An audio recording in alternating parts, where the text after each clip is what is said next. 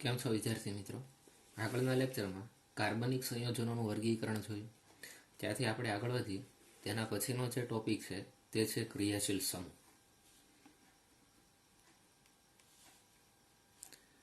ક્રિયાશીલ સમૂહ ખૂબ મહત્વનો ટોપિક છે. તમને 12મા ધોરણ સુધી આ યાદ રહેવો જોઈએ કે અલગ અલગ ક્રિયાશીલ સમૂહ કયા કયા છે, તે સમૂહને કઈ રીતે દર્શાવાય છે, તેને કઈ રીતે બોલાય છે, તેના પૂર્વક શું હોય, પ્રત્યય શું હોય, તે નામકરણમાં તેનો કઈ રીતે ઉપયોગ થાય છે, તે બધી બાબત તમને ખાસ ખબર હોવી જોઈએ. તો કોઈ પણ આપણે કાર્બનિક સંયોજન લઈએ તેમાં વિશિષ્ટ રીતે જોડાયેલા પરમાણુ અથવા જે પરમાણુના સમૂહ એ શું તો કે જે કાર્બન સંયોજનોના લાક્ષણિક ગુણધર્મો માટે જવાબદાર હોય તે ક્રિયાશીલ સમૂહ તરીકે ઓળખાય. તમને વ્યાખ્યા યાદ રહેવાનું તો કંઈ જરૂર નથી, બરાબર, પણ ક્રિયાશીલ સમૂહ શું હોય તો કે કાર્બન સાથે જોડાયેલા હોય. અલગ અલગ ક્રિયાશીલ સમૂહ અલગ અલગ રીતે જોડાયેલા હોય. થોડાક એક્ઝામ્પલ જોઈએ પછી આપણે શરૂઆત કરીએ. જો પેલું એક્ઝામ્પલ આપણે જોઈએ, પેલો ક્રિયાશીલ સમૂહ છે OH સમૂહ. જો અહીંયા આપણે એક સંયોજકતા ખાલી રાખી છે એટલે અહીંયાથી કાર્બન જોડાશે, બરોબર. આ સમૂહનું નામ છે હાઇડ્રોક્સિલ સમૂહ. શું બોલાય એને? હાઇડ્રોક્સિલ સમૂહ.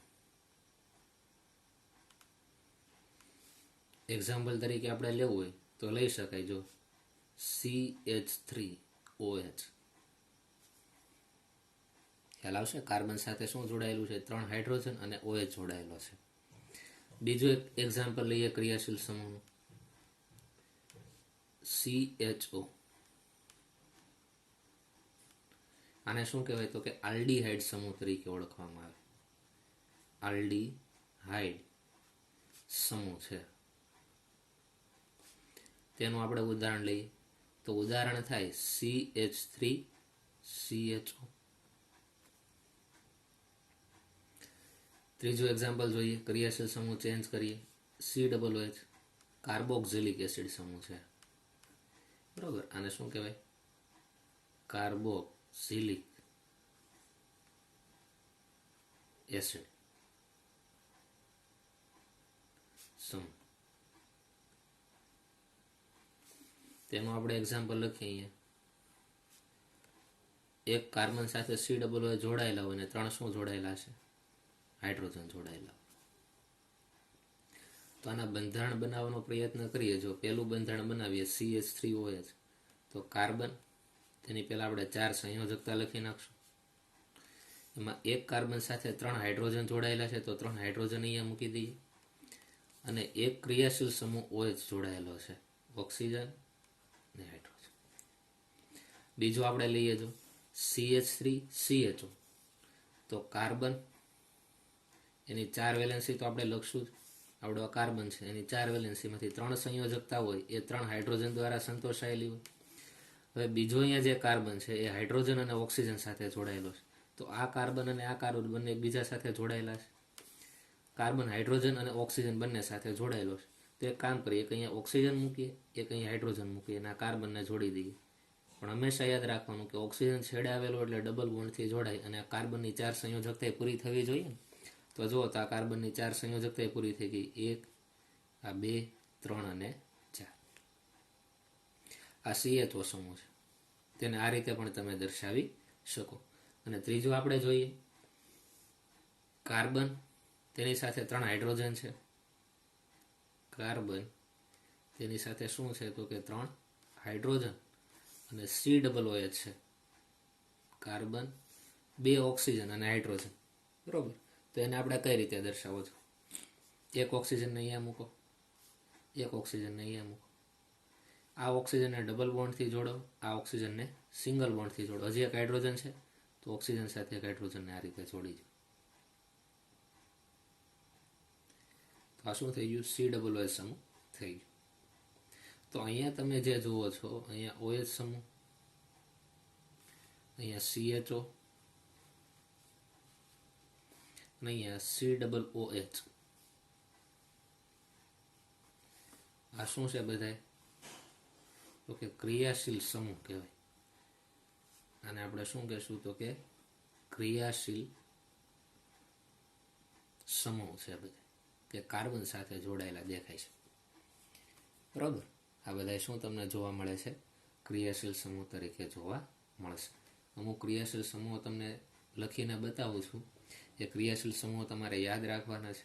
બરાબર, તો આપણે એક પછી એક સ્ટાર્ટ કરીએ. કેટલાક અગત્યના જે ક્રિયાશીલ સમૂહો છે તેની વાત કરીએ.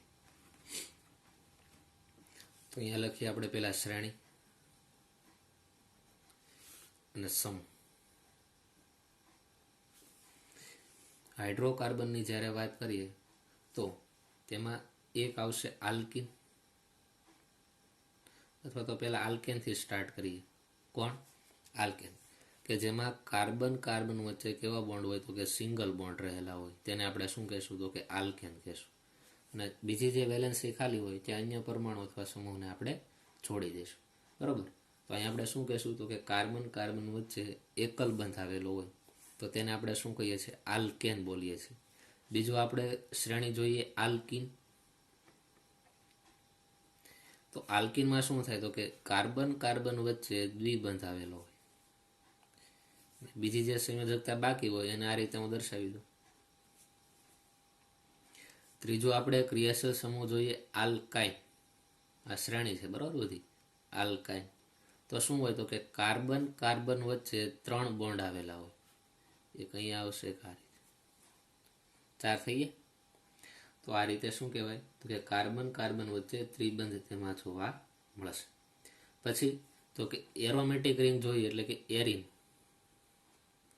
બરાબર, તો આને આપણે એરિન કહેશું. બેન્ઝિન રિંગ હોય એને એરિન કહેવાય. જેમાં એકાંતરે શું આવેલા હોય? ડબલ બોન્ડ આવેલા હોય. બરાબર, 6 સભ્યવાળું આ વલય છે. તેમાં એકાંતરે કાર્બન કાર્બન વચ્ચે દ્વિબંધ આવેલા હોય અને એકાંતરે કાર્બન કાર્બન વચ્ચે સિંગલ બોન્ડ આવેલા હોય. અથવા તો તેને એરોમેટિક વલય પણ કહેવાય. આ કેવું વલય છે? એરોમેટિક વલય. અહીંયા ડેશવાળા બંધારણ છે એટલે તમને અહીંયા ખ્યાલ આવવો જોઈએ. જો અહીંયા કાર્બન હશે, અહીંયા પણ કાર્બન હોય, અહીંયા પણ કાર્બન, જ્યાં ખૂણા પડે છે ત્યાં શું હોય? કાર્બન હોય. અને કાર્બનની 4 સંયોજકતા પૂરી હોવી જોઈએ. જો 4 સંયોજકતા પૂરી ન હોય તો જે સંયોજકતા બાકી હોય ત્યાં તમારે શું મૂકવું પડે? હાઇડ્રોજન મૂકવો પડે. તો તમે કોઈ પણ કાર્બન જોશો ને તો અહીંયા તમને 3 સંયોજકતા દેખાશે. જો આ એક કાર્બન છે તેની સંયોજકતા ગણીએ તો આ પહેલી સંયોજકતા, આ બીજી સંયોજકતા અને આ ત્રીજી સંયોજકતા. ચોથી સંયોજકતા બાકી છે, એનો અર્થ એમ કે ચોથી સંયોજકતા છે એ હાઇડ્રોજન સાથે સંતોષાયેલી હોય. એટલે આ કાર્બન પાસે એક હાઇડ્રોજન પણ હોવાનું. બરાબર, એવી રીતે અહીંયા પણ એ રીતે જ હોય. અને છૂટી રીતે દર્શાવો તો તમે દર્શાવી શકો છો. કેટલા કાર્બન છે? 1 2 3 6 કાર્બન. તો આ રીતે પહેલાં દર્શાવી દેવાય. એક કાર્બન, બીજો, ત્રીજો, ચોથો, પાંચમો અને આ છઠ્ઠો કાર્બન. એટલું ક્લિયર થયું? પછી એમાં એકાંતરે દ્વિબંધ મૂકો. અહીંયા ડબલ બોન્ડ છે તો અહીંયા ડબલ બોન્ડ મૂકો, અહીંયા ડબલ બોન્ડ છે તો અહીંયા મૂકો, અને એક ડબલ બોન્ડ અહીંયા છે. હવે હાઇડ્રોજન મૂકવાના રહ્યા. જો આ કાર્બનની 3 સંયોજકતા પૂરી છે, એક બાકી છે તો હાઇડ્રોજન. એવી રીતે આ કાર્બનની 3 સંયોજકતા પૂરી છે, એક બાકી છે તો હાઇડ્રોજન. એવી રીતે બધા કાર્બનની એક એક સંયોજકતા બાકી છે તો બધા સાથે શું જોડાયેલું હોય તો કે હાઇડ્રોજન જોડાયેલા જોવા મળશે. તો આ મુખ્ય 3 શ્રેણી થઈ: આલ્કેન, આલ્કિન, આલ્કાઇન અને એરિન શ્રેણી. ત્યારબાદ આગળ વધીએ. તેના પછી આપણે જોઈએ ક્રિયાશીલ સમૂહ. બરાબર, અને તેની સંજ્ઞા કઈ રીતે હોય. આ શ્રેણીની વાત થઈ કે કઈ કઈ શ્રેણી હશે. તો હવે આપણે જે જોશું એ કાર્બન સિવાયના અન્ય પરમાણુઓ કાર્બન સાથે જોડાયેલા હોય તેવા ક્રિયાશીલ સમૂહ. આપણે લખીએ બીજો પોઈન્ટ.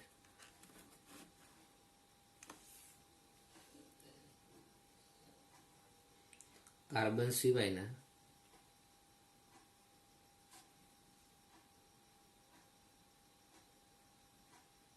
અન્ય પરમાણુઓ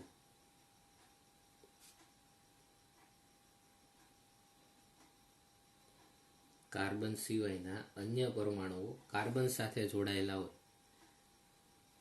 કાર્બન સાથે જોડાયેલ હોય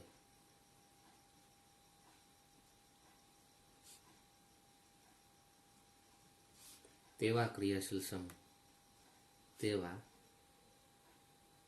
ક્રિયાશીલ સમૂહ. શું કીધું તો કે કાર્બન સિવાયના કોઈ અન્ય પરમાણુ હોય કે જે કાર્બન સાથે જોડાયેલા હોય ને તેવા ક્રિયાશીલ સમૂહો જોવાના છે.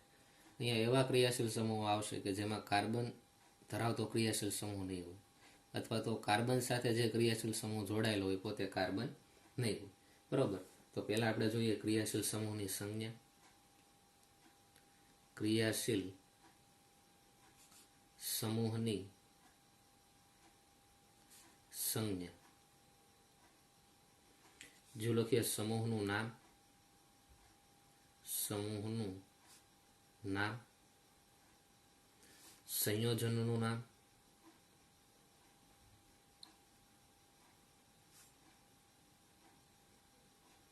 અને છેલ્લે આપણે લખીએ તેનું બંધારણ કઈ રીતે આપણે બનાવી શકાય. તો ક્રિયાશીલ સમૂહની સંજ્ઞા, એમાં પહેલો ક્રિયાશીલ સમૂહ લખીએ તેની સંજ્ઞા આવશે આ રીતે x, અને આની એક વેલેન્સી ખાલી હશે. આ રીતે દર્શાવો. આ સમૂહનું નામ થાય હેલાઇડ બોલાય. અને શું બોલાય? હેલાઇડ. 17મા સમૂહના તત્વો છે એ બધા હેલાઇડ તત્વો કહેવાય. તો આ x બરાબર તમે શું લઈ શકો? Fluorine, chlorine, bromine, iodine. બરોબર. એટલે લખવું હોય તો લઈ શકાય, જ્યાં x બરાબર શું થાય? ફ્લોરિન, ક્લોરિન, બ્રોમિન અથવા આયોડિન. આમાંથી કોઈ પણ તત્વ લઈ શકો. તો સંયોજનનું નામ શું થાય? આપણે સંયોજન બનાવીએ કે આ જે x છે આ રીતે દર્શાવીએ છીએ, તેની સાથે r છોડી દઈએ.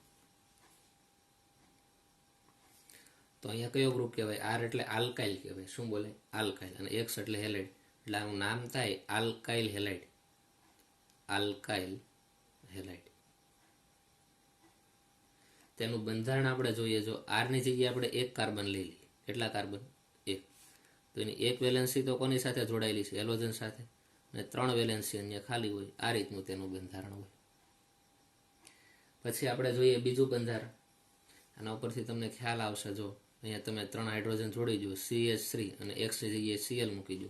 આનું એક એક્ઝામ્પલ લઈ લઈએ. જો કાર્બન સાથે આ એક હાઇડ્રોજન, બીજો અને ત્રીજો, એટલે 3 હાઇડ્રોજન જોડાય, સિંગલ બોન્ડ, અને x ની જગ્યાએ તમે ક્લોરીન મૂકી દો તો એક સંયોજન બની ગયું છે. ક્લોરોમિથેન કહેવાય. માં ક્રિયાશીલ સમૂહ કયો છે? તો કે ક્લોરો અથવા હેલાઇડ સમૂહ છે એમ બોલે.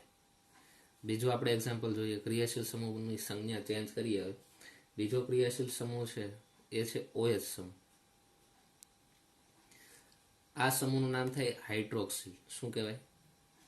હાઇડ્રોક્સિલ. હાઇડ્રોક્સી ખાલી લખીએ. આ સમૂહને શું કહેવાય? હાઇડ્રોક્સી સમૂહ તરીકે ઓળખવામાં આવે. અને સંયોજનનું નામ શું થશે? તો કે અહીંયા આલ્કોહોલ છે એનું નામ. શું થાય? આલ્કોહોલ. તેનું એક્ઝામ્પલ લઈએ. જો કાર્બન સાથે શું જોડી દઈએ? OH ગ્રુપ જોડી દઈએ. 3 વેલેન્સી અન્ય ખાલી રાખી. આનું પણ એક એક્ઝામ્પલ લઈ લઈએ. આ કાર્બન સાથે 3 હાઇડ્રોજન જોડી દઈએ, એની સાથે એક OH છે. તેનું નામ શું થઈ જાય? મિથેનોલ છે. શું કહેવાય? મિથેનોલ તરીકે ઓળખવામાં આવશે. પછી ત્રીજો ક્રિયાશીલ સમૂહ જોઈએ. ઓક્સિજન, અને બંનેની બાજુ તેની જે વેલેન્સી એટલે કે સંયોજકતા ખાલી હોય, તે સમૂહનું નામ છે ઇથર.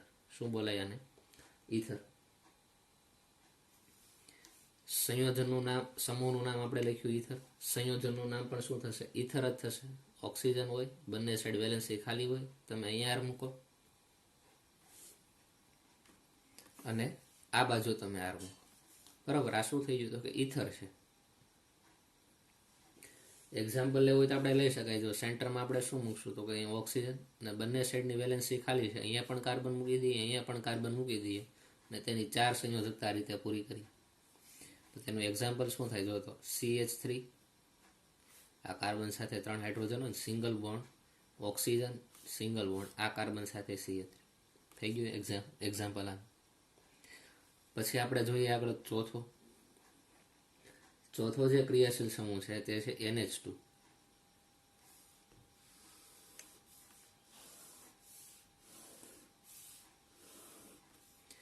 NH2 ને આપણે શું કહેશું?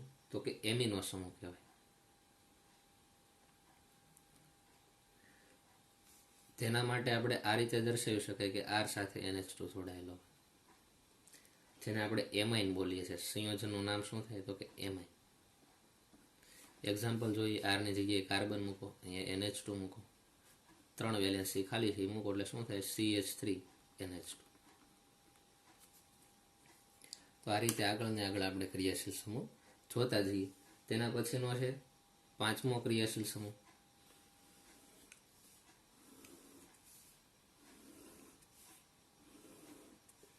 પાંચમો ક્રિયાશીલ સમૂહ છે SH.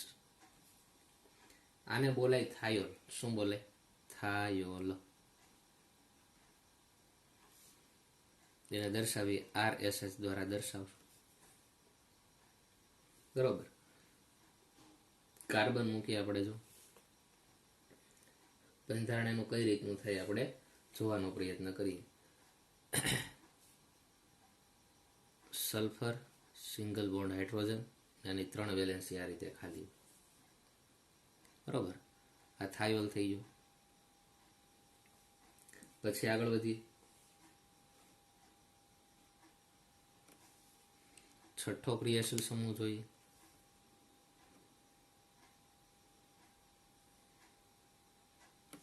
આનું એક્ઝામ્પલ જોયું તો જોઈ શકાય. જો કાર્બન, અહીંયા સિંગલ બોન્ડ જ આવશે, અહીંયા R જોડી દઈએ.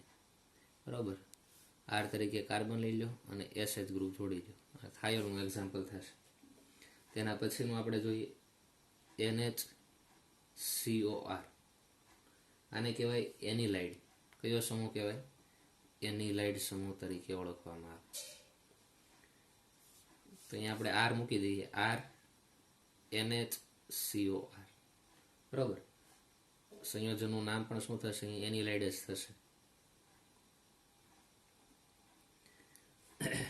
તેનું બંધારણ આપણે જોઈએ. તો આ જે R છે તેની જગ્યાએ એક કાર્બન મૂકો, બાકી બધું એમનેમ રહેશે. NHCOR.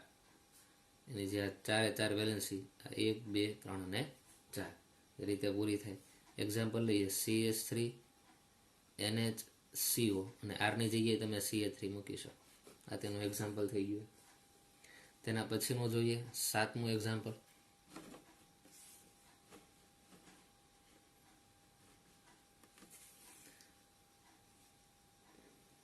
Carbon triple bond nitrogen. અને સાઇનો ગ્રુપ બોલાય. કયું કહેવાય? Cyano group. આ રીતે અહીંયા એક વેલેન્સી ખાલી છે. બરોબર. તો આના બે રીતે નામ થાય. બરોબર. સાયનાઇડ અથવા તો શું કહેશો તમે આને? નાઇટ્રાઇલ. જો કાર્બન છે એ અન્ય કાર્બન સાથે અહીંયા જોડાયેલો હોય તો એ સાયનાઇડ બને. આ રીતે RCN. આ રીતે હોય તો આને સાયનાઇડ કહેશો. પણ આ R સાથે પહેલા નાઇટ્રોજન ને પછી કાર્બન જોડાયેલો તો તેને તમે શું બોલશો? નાઇટ્રાઇલ તરીકે ઓળખવામાં આવશે. એક્ઝામ્પલ તરીકે લઈએ CH3CN. તો આ સાયનાઇડનું એક્ઝામ્પલ થઈ ગયું. અહીંયા લઈએ CH3NC. તો આ શું થઈ ગયું? નાઇટ્રાઇલનું એક્ઝામ્પલ થશે. તો આ રીતે આ બધા ક્રિયાશીલ સમૂહો તમને ખાસ યાદ હોવા જોઈએ. બરોબર. કેટલા ક્રિયાશીલ સમૂહ અહીંયા થયા? તો કે 7 ક્રિયાશીલ સમૂહ આપણે અહીંયા જોયા છે. ત્યારબાદ આગળ વધીએ. તેના પછીના આપણે જોઈએ કે જેમાં કાર્બન ડબલ બોન્ડ ઓક્સિજન ધરાવતા ક્રિયાશીલ સમૂહ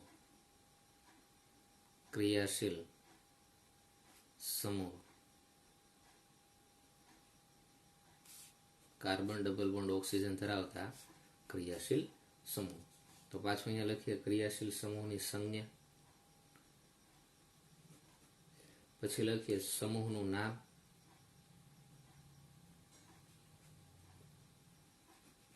ત્રીજો આપણે જોશું સંયોજનનું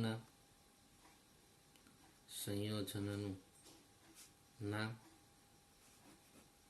અને છેલ્લે આપણે જોશું બંધારણ. તો સ્ટાર્ટ કરીએ. પહેલો જે સમૂહ છે તેની સંજ્ઞા કંઈક આ રીતે થાય, આલ્ડિહાઇડ. એને આ રીતે લખાય CHO. અથવા તો એક કામ કરીએ, એમાં કાર્બન ડબલ બોન્ડ ઓક્સિજન વાળા બધા એમાં આવવાના છે તો આ રીતે જ પહેલા દર્શાવીએ, કાર્બન ડબલ બોન્ડ ઓક્સિજન. બરોબર. આ તો બધા ગ્રુપમાં આવશે જ તે. આ 2 વેલેન્સી ખાલી છે. આમાંથી એક વેલેન્સીને તમે હાઇડ્રોજન વડે જોડી દો. બરોબર. તો આ જે ક્રિયાશીલ સમૂહ છો એ કંઈક આ રીતે છો. જો એક વેલેન્સી ખાલી એટલે અહીંયા દર્શાવી દો કાર્બન, તો અહીંયા કાર્બન, એની સાથે હાઇડ્રોજન અને એક ઓક્સિજન. તો આ જે CHO ગ્રુપ તમને દેખાય છે બરોબર. તમે આ રીતે લખો અથવા આ રીતે લખો, બે સરખું જ છે. બરોબર. આ છૂટી રીતે દર્શાવ્યું છે, આ સંગઠિત સ્વરૂપે દર્શાવ્યું છે. તો આ CHO જે સમૂહ છે એ સમૂહનું નામ છે આલ્ડીહાઇડ સમૂહ. કયો કહેવાય? આલ્ડીહાઇડ સમૂહ. સંયોજનનું નામ અહીંયા આર મૂકી દો, RCHO. બરોબર. વેલેન્સી ખાલી હતી, અહીંયા આપણે આર મૂકી દીધો. તો સંયોજનનું નામ પણ શું થશે? તો કે આલ્ડીહાઇડ જ છે. બંધારણ આપણે જોઈએ. બરોબર. એક બંધારણ જોઈએ. આરની જગ્યાએ હું કાર્બન મૂકું. બરોબર. અહીંયા CHO તો છે જ તે. તો કાર્બન સાથે 3 હાઇડ્રોજન જોડાયેલા હોય તો CH3CHO થાય. આ રીતનું બંધારણ થાય.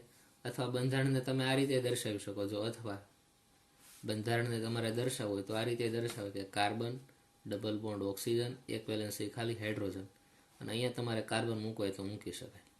બરોબર. આ રીતે 3 વેલેન્સી ખાલી હોય. તો આ શું થઈ ગયું? આલ્ડીહાઇડ.